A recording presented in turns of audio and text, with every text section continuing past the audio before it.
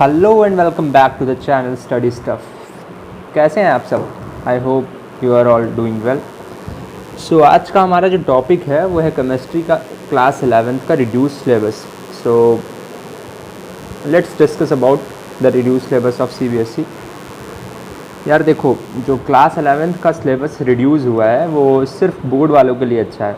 जो भी बच्चे सितंबर में अपना जेईई मेंस या नीट का एग्ज़ाम देने वाले हैं उनके लिए अभी कोई भी रिलैक्सेशन नहीं आया है। They need to study the entire NCERT because NTA didn't have released any press conference और इन्फॉर्मेशन।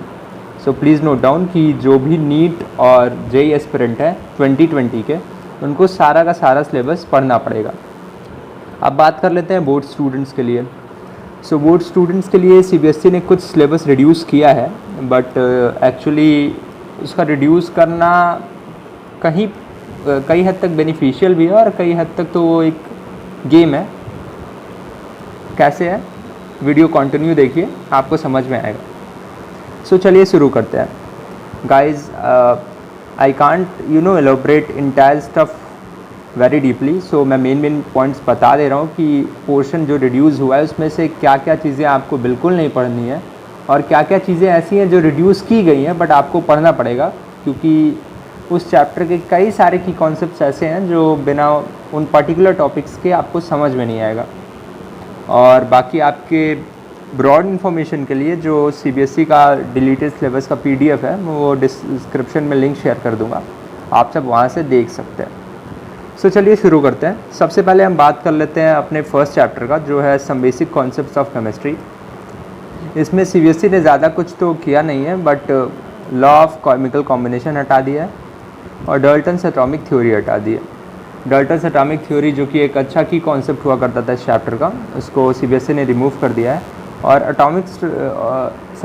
एटम्स एंड मॉलिक्यूल्स को जो सीबीएसई ने रिमूव किया है, इसको तो आप लोगों को पढ़ना ही पड़ेगा, because these are the basic bricks to understand, so you must understand these topics. And on next chapter structure of atom, इस पर आप सभी के लिए एक अच्छी खुशखबरी है, आपको उन साइंटिस्टों का नाम नहीं रटना पड़ेगा। In fact you don't need to mug up the scientist who had discovered the electron, proton and neutron. CBSE had removed the entire theory stuff with respect to the discoveries, and CBSE has also removed a very key concept of this chapter, that is Rutherford model and its limitation. Thompson model को भी हटा दिया गया है इस chapter से। तो कुल मिला के इस चैप्टर में सीबीएसई ने काफ़ी कुछ आप लोगों को रिलैक्सेशन दिया है। Classification of elements and periodicity in properties, इस चैप्टर में सीबीएसई ने कुल मिला के झोलमाल किया है। इसमें significance of classification, brief history of the development of periodic table, इसको हटा दिया गया है। जब ये सिलेबस में भी था तब भी इसे कोई नहीं पढ़ता था, अब हट गया है तब भी इसे कोई नहीं पढ़ेगा। So it is none of a huge point. If you want, you could go through that because it gives us some glimpse how the periodic table was discovered. Chemical bonding and molecular structure से कुछ भी CBSE ने नहीं हटाया है। और जो भी बच्चे अभी 10th से 11th में आए हैं उनको मैं बता देना चाहूँगा कि 10th तक का सिलेबस काफ़ी कम हुआ करता था गाइज, लेकिन 11th का सिलेबस बहुत बड़ा होता है। So start working now.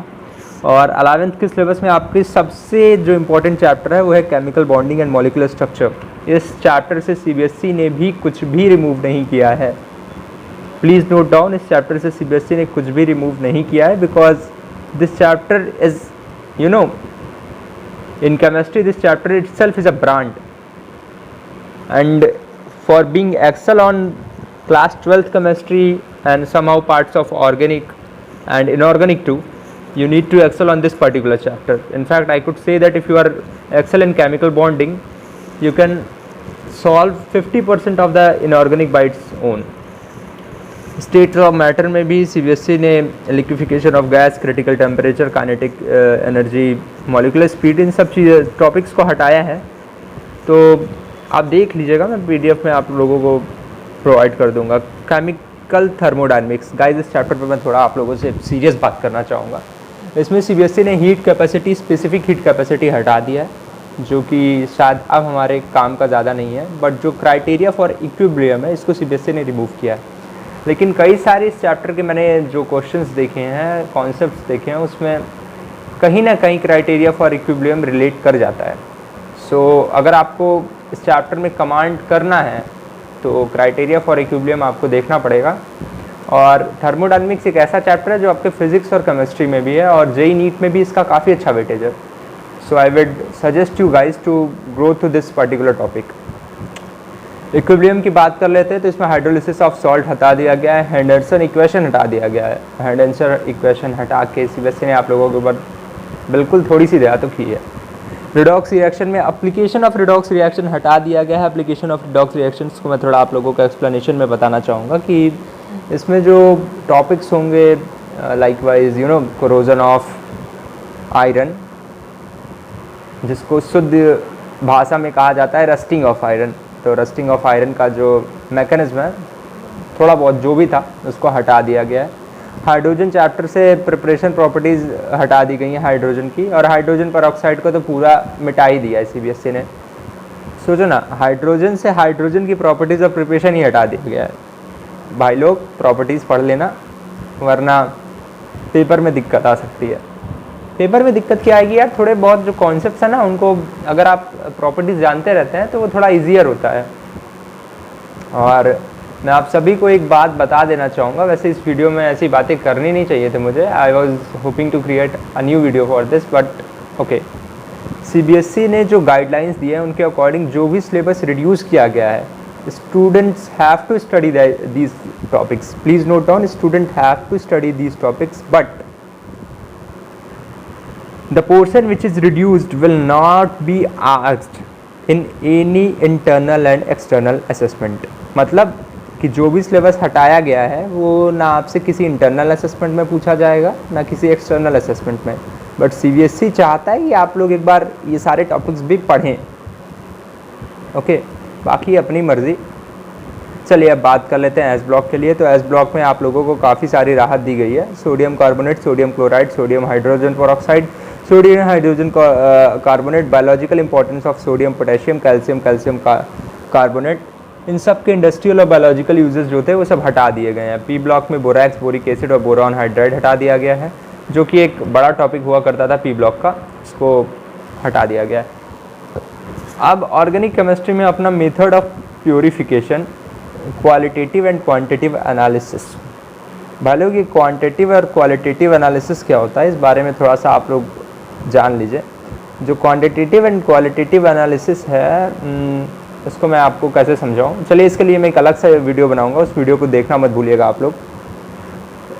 थोड़ा सा ये बड़ा टॉपिक हो जाएगा तो उसमें आपको एक ग्लिम्प मिल जाएगा और एक ब्रेन मैप तैयार हो जाएगा कि बेसिक ऑर्गेनिक केमिस्ट्री है क्या।